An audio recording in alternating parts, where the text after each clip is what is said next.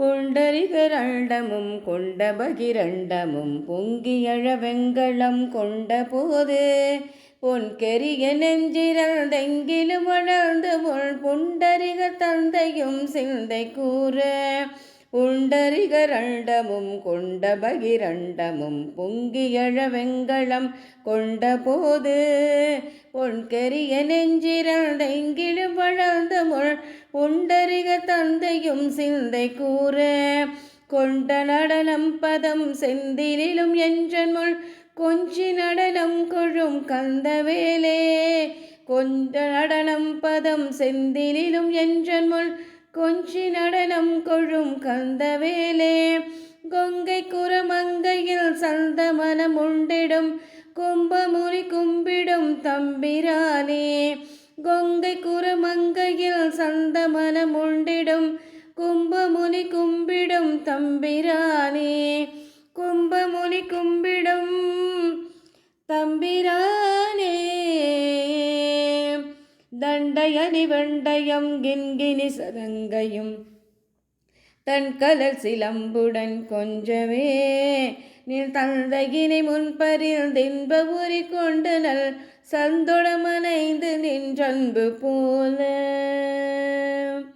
அனைவருக்கும் வணக்கம். உங்கள் அன்பு சகோதரி சுவனிதா பேசுகிறேன். இன்று நான் பார்க்க இருப்பது, இந்த பாடலை கேட்டோன்னே உங்களுக்கு தெரியும், திருச்செந்தூர் பற்றி தான் பார்க்க போகிறோம். ஆமாங்க, இன்றைக்கு நாம் பார்க்கக்கூடிய நிகழ்வு மாசி திருவிழா நடைபெற்றது இல்லைங்களா, அந்த நிகழ்வோட நிழல் பதிவு. இதில் ரொம்ப அற்புதமாக அம்மா மார்ச் 5ஆம் தேதி நடைபெற்ற நிகழ்வில் அன்பினில் விளைந்த ஆரமுதே அப்படிங்கிற தலைப்பில் திருவாவூடுதுறை ஆதீன சமய பரப்புனர் சித்தாந்த செம்மல் சிவத்திருமதி கோமதி திருநாவுக்கரசு அம்மையார் திருநெல்வேலி அம்மா ரொம்ப அற்புதமாக அந்த பேசிய நிகழ்வோட நிழல் பதிவு. இந்த சொற்பொழிவு கிட்டத்தட்ட ஒரு மணி நேரத்துக்கு மேலே நம்மளுக்கு பதிவு ஒரு அரை மணி துளிகள் தான் நமக்கு கிடச்சிருக்கு. அதில் மிக அற்புதமாக அம்மா நிறைய கருத்துக்கள் சொல்லியிருக்காங்க. அனைவரும் இந்த நல்ல நாளில் இந்த பதிவை பார்த்தும் கேட்டும் இறையின் அருளை பெறலாம். திருச்செந்தூர் எம்பெருமானின் அருளை பெறலாம். இன்று முறைப்பணியில் உங்கள் அன்பு சகோதரி ஸ்வனலதா. திருச்சிற்றம்பலம். வெற்றிவேல் முருகனுக்கு அரோகரா.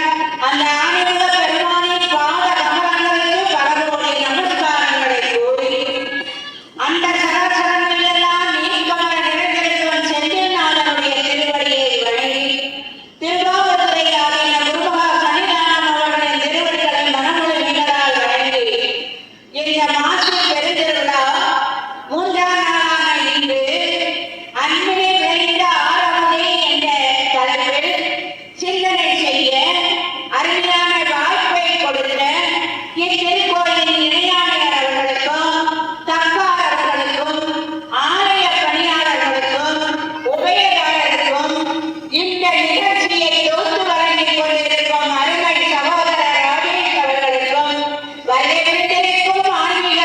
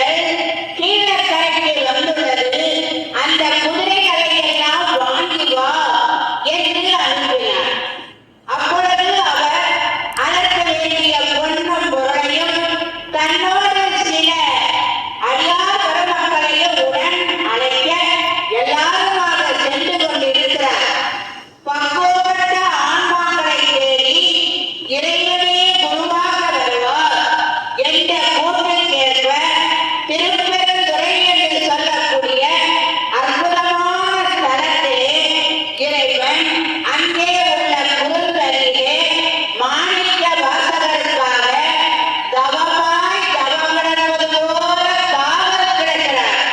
நாம் எல்லோரும் இறைவனை அடைய வேண்டும் என்று தவம் செய்கிறோம். ஆனால் மாணிக்க வாசகரை ஆட்கொள்ள வேண்டும் என்று அந்த இறைவன் காவல் இருக்கிறார் என்றால் என்னே மாணிக்க வாசகனுடைய தவ ஆற்றல்.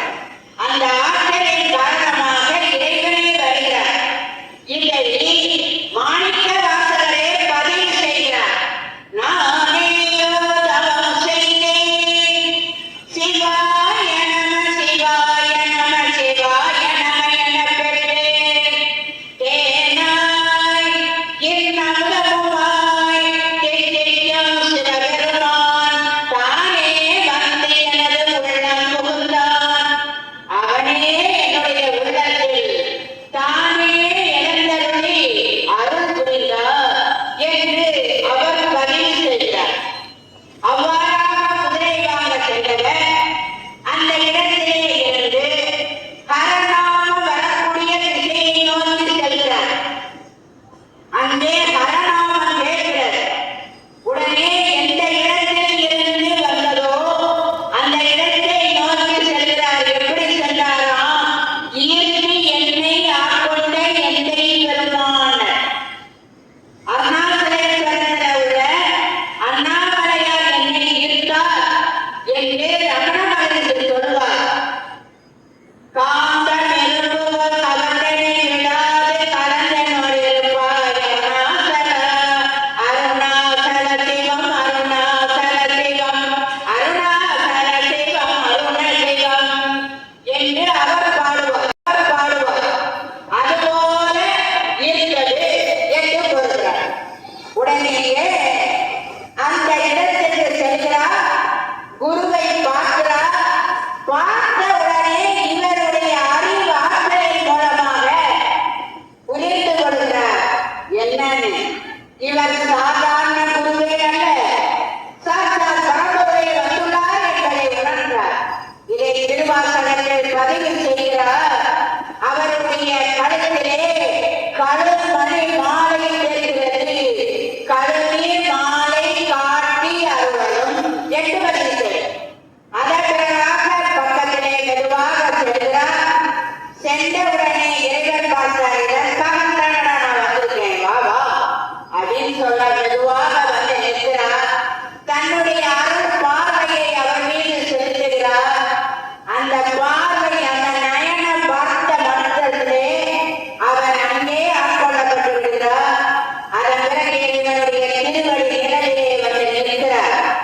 இறைவன் தன்னுடைய திருவடியை அவர் தலை மீது வைக்கிறார். ஒரு காலை வைக்கலையாம், இரண்டு காலையும் ஒரு சேர வைத்தாராம். அதையும் அவர் சொல்கிறார்.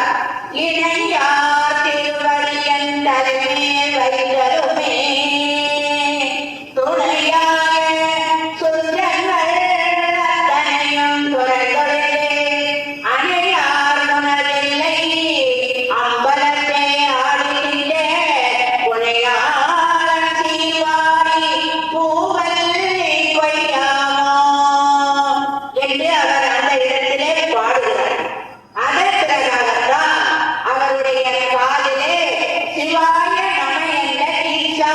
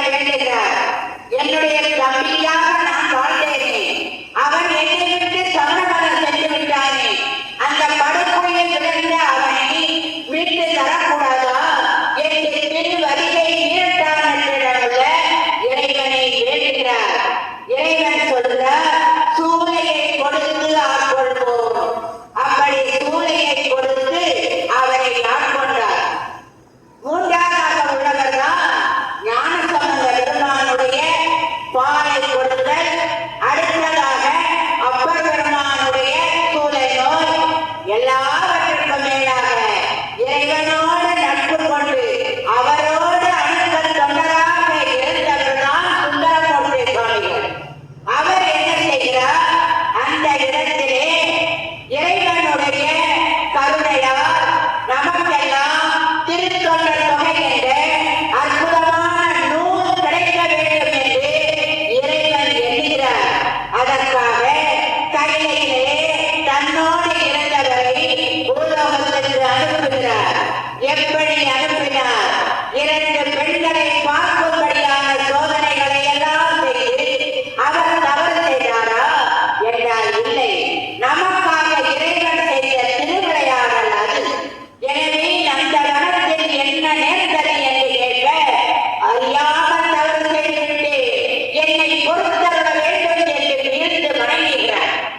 அந்த நேரத்திலே அவர் சொல்கிறார், இந்த உலகத்தில் சென்று அந்த 2 பெண்களையும் மணந்து இல்வாழ்க்கையை அனுபவித்து என்னை வந்து சேர்வாயாக என்று கூறுகிறார். அந்த நேரத்தில் இவர் சொல்கிறார், மையலாய் மாநிலராய் பூலோகத்திலே பிறந்து தவறு செய்ய நேரில் நீ என்னை கருத்தால் கொள்வாயா என்று கேட்டு வருகிறார். ஏன்னா இந்த உலகத்திலே வந்தவுடனே பெண்ணாச பொன்னாச மண்ணாசன் எல்லா ஆசையும் வந்து வந்ததின் நோக்கத்தை நான் நிறைவு பண்ணாமல் சென்று விடுகிறோம் கேட்டு வருகிறார். ஏன்னா இந்த உலகத்திலே வந்தவுடனே பெண்ணாச பொன்னாச மண்ணாசன் எல்லா ஆசையும் வந்து வந்ததின் நோக்கத்தை நான் நிறைவு பண்ணாமல் சென்று விடுகிறோம். அதை அறிந்த அவர் அவ்வாறு கேட்க இறைவன் சொல்கிறார், தக்க நேரத்தில் உன்னை நான் ஆட்கொள்கிறேன். இவர் இதோடு ஒரு நிலையில் வந்தார் என்பது நமக்கு எப்படி தெரியும்னா, சுந்தரமூர்த்தி சுவாமியினுடைய வாழ்க்கை வரலாறை எழுதிய சேக்கிழார் பதிவு செய்கிறார். மாதவம் செய்த தென்திகை வாழ்வில தீயிலா திரு தொண்டர் தொகை தர போதிலார் அவர் மேல் மனம் போகிட காதல் மாதரும் காட்சியில் கண்ணினான். அப்படிப்பட்ட நிலையிலே அவரை ஆட்கொள்கிறார். அதன் பிறகு பூலோகத்திலே திருநாவலூரிலே பிறக்கிறார். அந்த நேரத்தில் இந்த 2 பெண்களையும் விட்டு வேறொரு பெண்ணை திருமணம் செய்ய ஏற்பாடு ஆகின்ற பொழுது இறைவன் அந்த இடத்திலே ஓலையை கொண்டு வந்து திருமணத்தை தடுத்து நிறுத்தி அவரை ஆட்கொண்டார். அதுதான் ஓலையை கொண்டு சுந்தரமூர்த்தி சுவாமியை ஆட்கொண்ட வரலாறு. 4ஆவதாக இருப்பவர்தான் நம்முடைய மணிவாசகர். அவருக்கு காலை கொடுத்து ஆட்கொண்டார். இப்படி 4 பெருமக்களையும் 4 இடங்களிலே ஆட்கொண்டார். 4 நெறிகளை கடைபிடித்தார்கள். சரியை, தீயை, யோகம், ஞானம் என்று 4 நெறிகளை கடைபிடித்தார்கள். சர்க்குத்திர மார்க்கம் எனவும், தாச மார்க்கம் எனவும், தோரணை மார்க்கம் எனவும், அதுபோல இவருடைய மார்க்கம் சந்நியாசம் என்று சொல்லக்கூடிய அற்புதமான சன்மார்க்க நெறி. அந்த நெறியை கடைபிடித்து பல இடங்களுக்கு சென்று இறைவனுடைய புகழை பாடுகிறார். ஏன் அந்த நிலைமை என்றால், மாணிக்க வாசகர் இறைவனை நேருக்கு நேரே சந்தித்தார். அவரோடு இருக்கும் பாக்கியத்தை பெற்றார். ஆனால் அவரோடு வந்த அடியார்கள் எல்லாம் இறைவனோடு சென்றுவிட இவர் மட்டும் அந்த இடத்திலே தனித்து நிற்கிறார். அப்பொழுதுதான் அவர் சொல்கிறார், எல்லாரோடும் இருந்தனே, என்னை மட்டும் விட்டு போயிட்டாரே, நான் பார்த்து கொண்டேனே, ஆனால் போக முடியவில்லையே என்று கதறி கதறி அழுதார். அப்படி அழுது புலம்பினாரே, அந்த புலம்பல் தான் திருவாசகம். ஒவ்வொரு இடங்களுக்கு சென்று பல பாடல்களை பாடி இறைவன் அருளை வேண்டி நிறைவாக தில்லை சிதம்பரம் வருகிறார். அன்று இரவிலே இறைவன் அவரிடம் வந்து, அப்பா, நீ பல இடங்களில் பாடிய பாடல்களை எல்லாம் நாம் கேட்டோம். ஒவ்வொரு பாடல்களும் அருமையாக இருந்தது. இதை நான் ஒரு பிரதி எடுத்துக் கொள்ளலாம் என நினைக்கிறேன். எனவே நீ அதை எனக்கு சொல்கிறாயா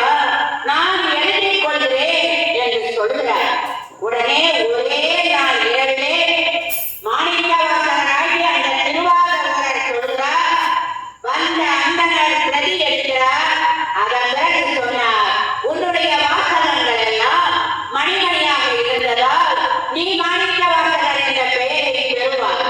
இந்த வாசகம் இன்று முதல் திருவாசகம் என்ற பெயரை பெறும் என்று கூறி எனக்காக இன்னொரு செயல் செய்வாயோ என்று கேட்க அவர் என்ன செய்ய வேண்டும் என்று கேட்கிறார். அப்போது சொன்னார், பாவை பாடிய வாயால் கோவையை பாடி என்று சொல்ல திருக்கோவையார் 400 பாடல்களையும் பாடுகிறார். எல்லாவற்றையும் எழுதி இவரை வாழ்த்தி அத்தனை 8 சுவடிகளையும் எடுத்துக்கொண்டு வேக வேகமாக அந்தனர் சென்று விட்டார். ஒரு நாள் இரவிலே நாம் பாடிய பாடல் அனைத்தையும் எடுத்து சென்றார். மிகவும் மனதிற்கு விதமாக சந்தோஷமாக இருக்கிறது என்று அதை நினைத்து பூரிப்படைந்து அந்த இடத்திலே இரவு பொழுதை கழிக்கிறார். காலையிலே அங்கே வந்த அந்தணர்கள் பார்க்கிறார்கள். அவர்கள் திருக்கதவை தாளிட்டுதானே சென்றோம். எப்படி இந்த படிவாசலில் எல்லாம் ஓலை சுவடிகள் சிதறி கிடக்கின்றன. பஞ்சாத்திர படியிலே கிடந்த ஓலைகளை எடுத்து பார்த்தா அதிலே எழுதியுள்ளார். பாகவதர் சொல்ல நான் எழுதினேன். இப்படிக்கு அம்பலவாணன் என்று அந்த தில்லை கூத்தன் அந்த அம்பலவாணனே திருக்கை சார்ந்து எழுதியுள்ளார். பார்ப்பதே கைப்பட எழுதினார் என்றால் இந்த பாகவதர் யார் என்று தேடி வந்தார்.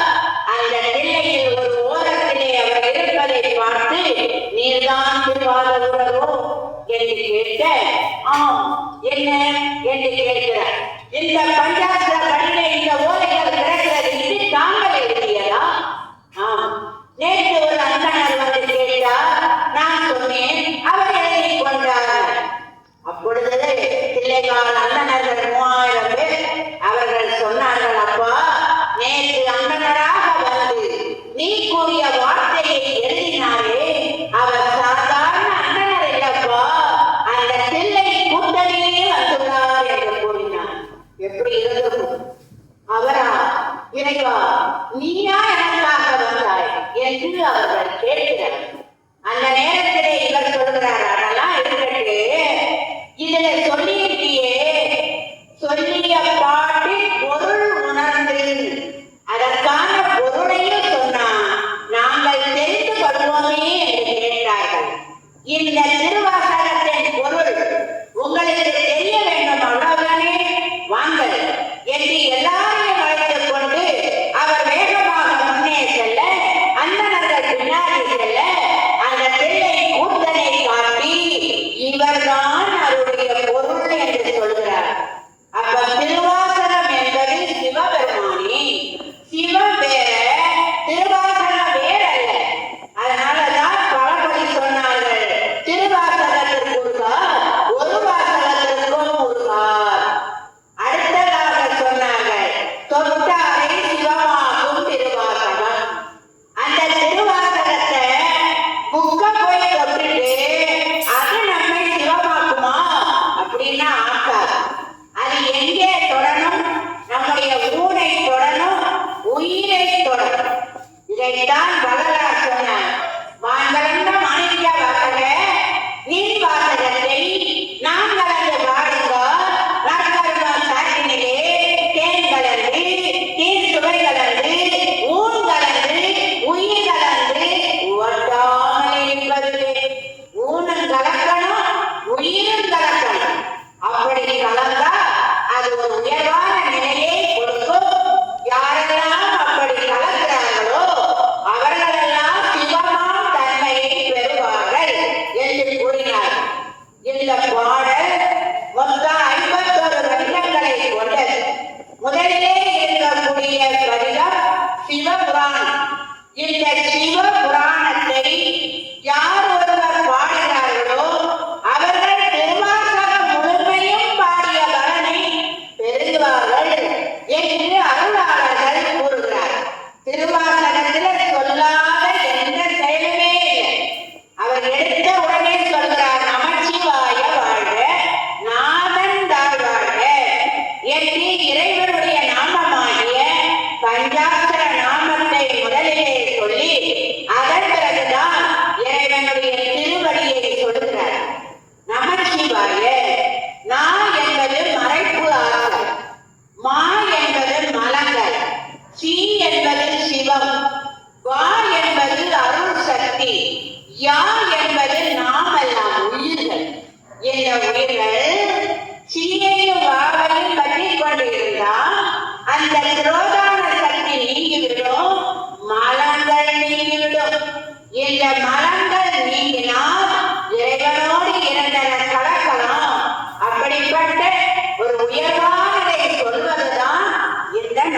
நமசிவாய.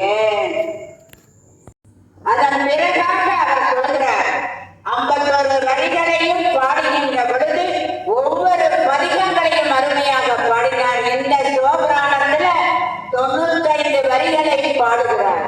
95 வரிகளும் 96 தத்துவங்களை கூறுவதாக உள்ளது. ஏன்னா 36 தத்துவங்கள். அந்த தத்துவங்கள் 36 கூட அதனுடைய கருவிகள், அதனுடைய கூறுகள் என்று தாத்வீகங்கள் இருக்கு. அது 60. இந்த 60 36 சேர்த்துதான் 96 தத்துவங்கள். ஆத்ம தத்துவம், வித்யா தத்துவம், சிவ தத்துவம் என்று 36 தத்துவங்கள், அதனுடைய கூறுகள். அப்ப நம்ம இப்ப நினைக்கலாம் 96 தத்துவங்கள்னா 95 வரிதானே இருக்கு. 96வது வரிதான் இறைவனோடு ஐக்கியம். இந்த தத்துவங்களை கடந்த நிலையிலே ஒருவன் இறைத்தன்மை அடையலாம் என்பதை எடுத்து கூடக்கூடிய அற்புதமான நூல். அடுத்ததாக சொல்கிறார், கறந்தவார் கண்ணலோடு நெய் கலந்தார் போல சிறந்து. இறைவன் எப்படி இருக்கிறாராம்? கறந்த வாழுல நெய் எப்படி கலந்துள்ளதோ அதுபோல கலந்து இருக்கிறார். ஆனா நமக்கு தெரியுதானா? இல்லை. அதனால பாலை பார்த்துட்டு இது கூட நெய் இருக்கா அப்படின்னா நம்ம என்ன சொல்றோம்? இருக்குன்னு தான் சொல்றோம். நெய்யை எங்க காட்டு அப்படின்னா காட்ட முடியும். அதுபோல எல்லா வல்ல பரம்பொருளாகிய அந்த இறைவன் அங்கே எனாதபடி எங்கும் பிரகாசமாய் ஆனந்த பூர்த்தியாகி அருளோடு நிறைந்திருக்கிறார். அவரை நம்முடைய தவத்தின் மூலமாக, நம்முடைய அன்பின் மூலமாக, நம்முடைய ஆற்றலின் மூலமாக, நம்பிக்கையின் மூலமாக அவரை நாம் உணரலாம். அவரை காட்ட முடியாது, அவரை பார்க்க முடியாது. எப்படி மின்சாரமானது செம்பு கம்பியில் செல்லும் போது மின்சாரத்தை நாம் காட்ட முடியுமா? காட்ட முடியாது. மின்சாரம் இருக்கிறது எப்படி உணர்கிறோம்? ஃபேன் சுத்துது, லைட் எரியுது, கரண்ட் இருக்கு, அப்ப மின்சாரம் இருக்கு அப்படின்னு நம்ம உணருது. இது போல இறைவன் பாலில் நெய் போல கலந்து இருக்கிறார். இந்த நெய் எப்ப தெரியும்னா, அந்த பாலை நம்ம காய்ச்சி உர ஊத்தி தயிராக்கி கடைந்து வெண்ணெயை எடுத்து அந்த வெண்ணெயை உருங்கினால் நெய் கிடைக்கும். இதெல்லாம் இந்த பால்ல இருந்துதான் கிடைத்தது. ஆனால் பாலை ஒவ்வொரு நிலையிலே பக்குவப்படுத்த வேண்டும். அதுபோல நாம் உணர வேண்டுமானால் இந்த ஆன்மாவை பக்குவப்படுத்த வேண்டும். எப்படி கொஞ்சம் தயிரை ஊற்றினோமோ அதுபோல ஒரு குருவோட அருள் நமக்கு இருக்கணும். அந்த குருவோட அருள் இருந்தா அவர் பெற்ற இன்பத்தை நாமும் கொஞ்சமாவது பெறலாம். அதனால் சொன்னார், தெளிவு குருவின் திருவேணி காண்டல், தெளிவு குருவின் திருவார்த்தை கேட்டல், தெளிவு குருவின் திருநாம செப்பல், தெளிவு குருவுரு சிந்தித்தல் தானே. அந்த இறைவனுடைய அருளை பெறனா அதற்கு பாலமாக இருப்பது குரு. குரு என்பவர் யார்? நம்முடைய அஞ்ஞான மயக்கத்தை நீக்குபவர், நம்மிடம் இருக்கக்கூடிய இருளை போக்குபவர். எப்படி இருள் நீங்கினால் ஒளி தெரிகிறதோ அதுபோல மனதில் உள்ள அஞ்ஞான மயக்கம் நீங்கினால் நாம் விஞ்ஞானத்தை அடையலாம். அந்த விஞ்ஞானம் அடைய, அஞ்ஞானம் நீங்க நமக்கு எப்படி அந்த தயிர் உரைமுறாக ஆனதோ அதுபோல குருவினுடைய ஆற்றல் வரணும். அப்படி வர வர நம்முடைய உள்ளத்தை செம்மைப்படுத்த உள்ளே இருக்கக்கூடிய இறைவன் வெளிப்படுவான். கண்ணனோடு நெய் கலந்தா போல சிறந்து. அந்த வெண்ணெயை எடுத்தா தாய்மார்கள் எங்க போடுவாங்கன்னா கடைந்த மோர்லயே அந்த வெண்ணெயை போடுவாங்க. ஆனா அந்த வெண்ணெய் அந்த மோர்ல இருந்து தானே எடுத்தாங்க. அந்த வெண்ணெயை அதுல போட்ட உடனே அது பழையபடி தயிரோட கலக்குதா அப்படின்னா கலக்கல். அது என்ன செய்து அந்த இடத்திலே மிதந்து கொண்டே. அதுபோல நாமும் இந்த உலகத்தில மக்களோட வாழ்ந்து கொண்டு இருந்தாலும் அந்த வெண்ணெய் தயிரிலே இருந்து எடுத்து மீண்டும் தயிராகாதோ, அந்த தயிரோடு கலக்காதோ, அதுபோல இறைவனுடைய ஞானத்தை பெற பெற உலக இன்பத்திலே நாம் வாழ்ந்தாலும் மீண்டும் என்ன செய்ய மாட்டோம், உலக இன்பத்திலே மூழ்க மாட்டோம். எல்லாரையும் மாதிரிதான் நம்மளை இருப்போம். ஆனா எப்படி இருப்போம், தாமரை இலை தண்ணீர் போல அவன் இருக்கிறான். அவனுடைய பெருமையை சொல்லும் போது சொன்னார், நம்முடைய வினைகள் நீங்க வேண்டுமா, இறைவனுடைய கருணை, அந்த கந்தனின் கருணை நமக்கு இருக்க வேண்டும். வந்த வினையோ வருகின்ற வல்வினையோ கந்தனென்று சொல்ல கலந்திடுமே. செந்தில் நகர் சேவகா என்று நீரறிவார்க்கே மேவவாராதே வினை.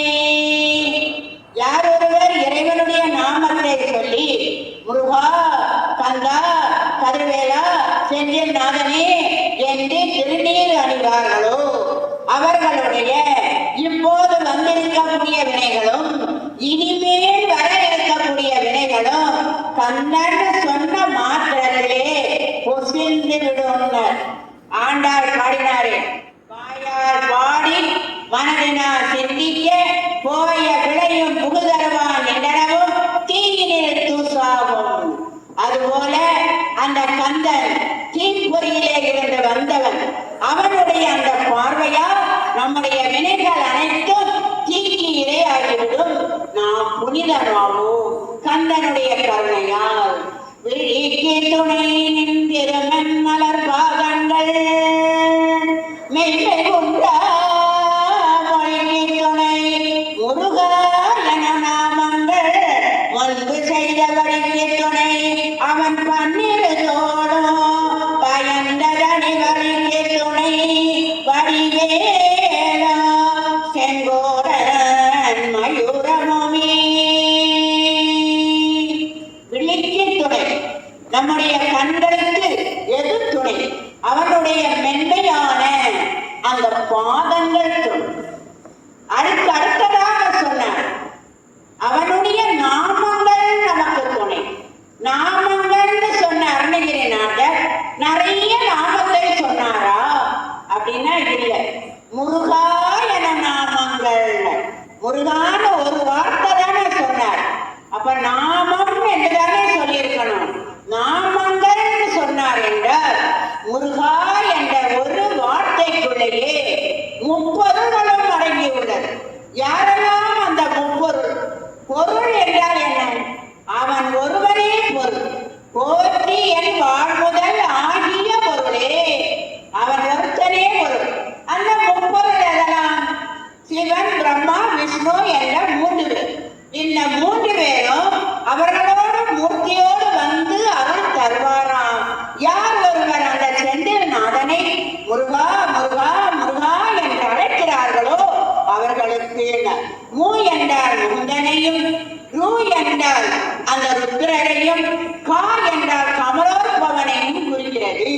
இந்த மூன்று பேரும் தேவியோடு வருவார். எனவே முருகா என நாமங்கள். வந்தவர்கள் என்ன செய்வார்? முன்பு செய்த படிக்கு துணை. அந்த முன்பு செய்த படியை அவர்கள் நீக்குகிறார்கள். அடுத்ததாக சொன்னார்கள், விழிக்கு துணை நின்றிருமன் மலர் பாதங்கள் மெல்லை உண்டா மணிக்கு துணை முருகா என நாமங்கள் முன்பு செய்த படிக்கு துணை அவன் பன்னிருதோளும். கடைசி நிறைவாக சொல்கிறார், பயந்த தனி வழிக்கு துணை வடிவேலு செங்கோடன் மயூரமுமே. இந்த பயந்த தனி வழி அப்படின்னு ஒரு வழி இருக்கே, அது நம்ம எல்லாருக்கும் ஒரு நாள் வரும். அவருக்கு தான் இவருக்கு தான் இல்லை. நம்ம எல்லாரும் வரும்போது தனியா வந்தோம், போவதும் தனியா தான் போகணும். யாரு இருந்தாலும் நம்மோடு வரப்போவதில்லை. அந்த பயந்த மரண பயம், அந்த பயத்தின் போது நமக்கு எது துணையாக இருக்குமா? முருகனுடைய கருணை துணையாக இருக்கும். ஏன்? அவன் அன்பினில் விளைந்த ஆறாவது, அவன் அன்பினில் விளைந்த ஆறாவது. அன்பிலே நிறைந்தவர், பக்தியால் யாமுனை பலகாலம் பற்றியே மாதிரு புகழ்வார். அவனுடைய புகழ பக்தியோடு யார் யார் பாடுகிறார்களோ அவர்களுக்கெல்லாம் இந்த பயந்த தனி வழி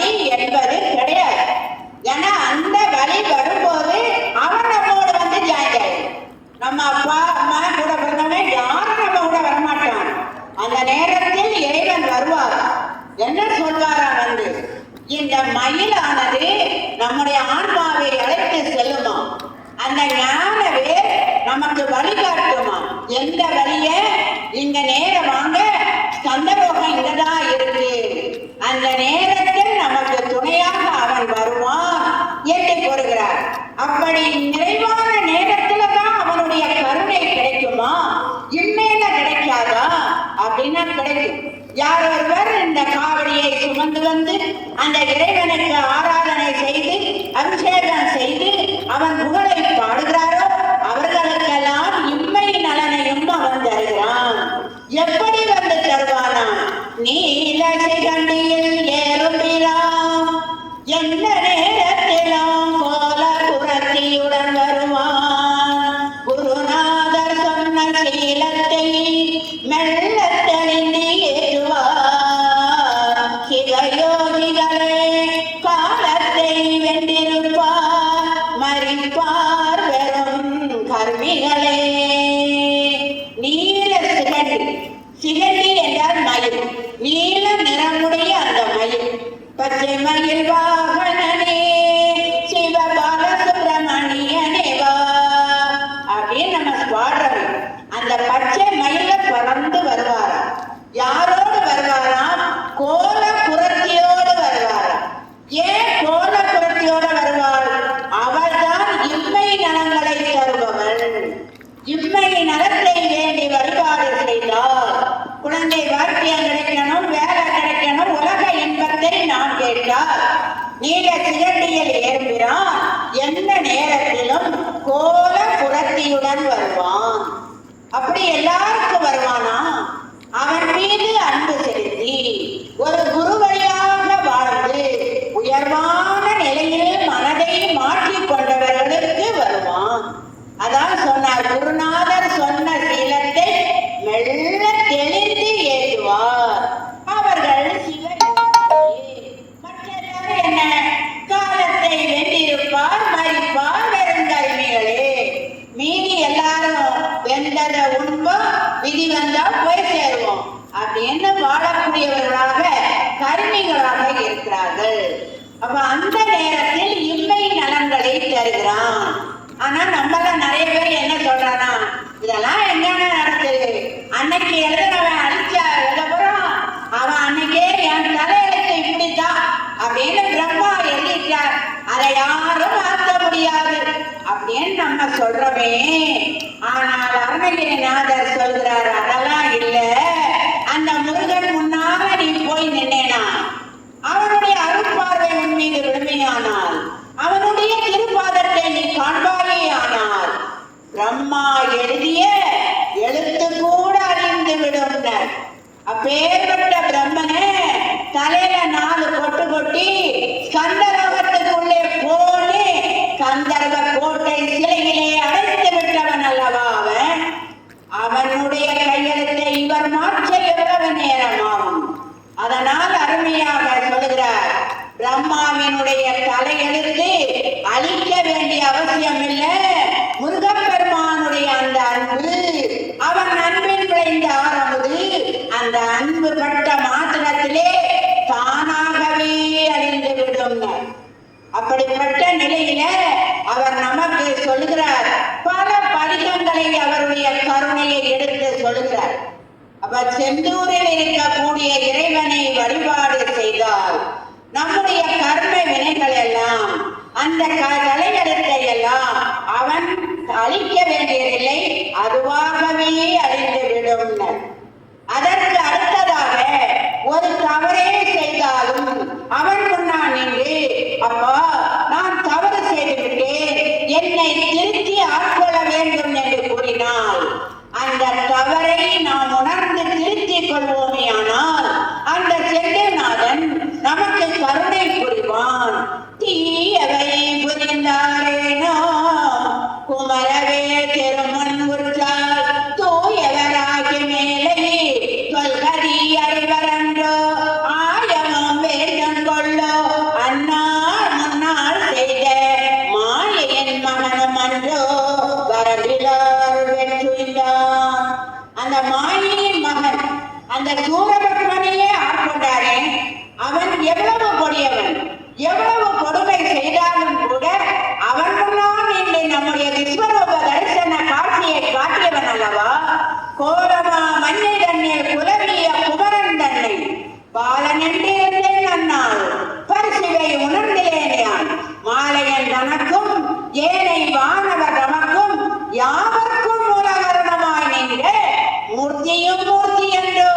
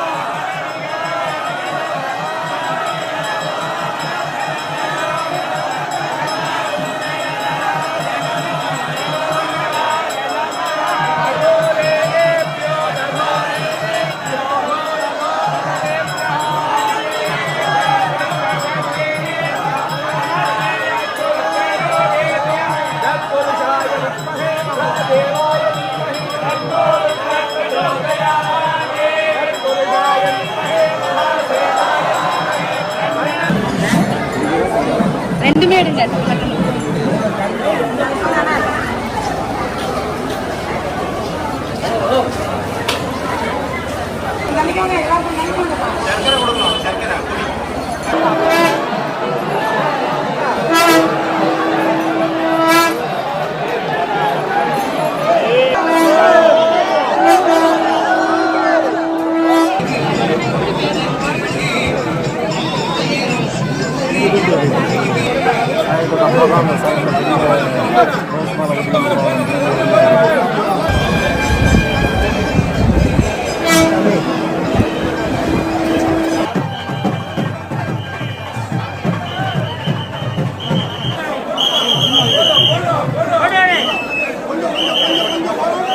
யாரும்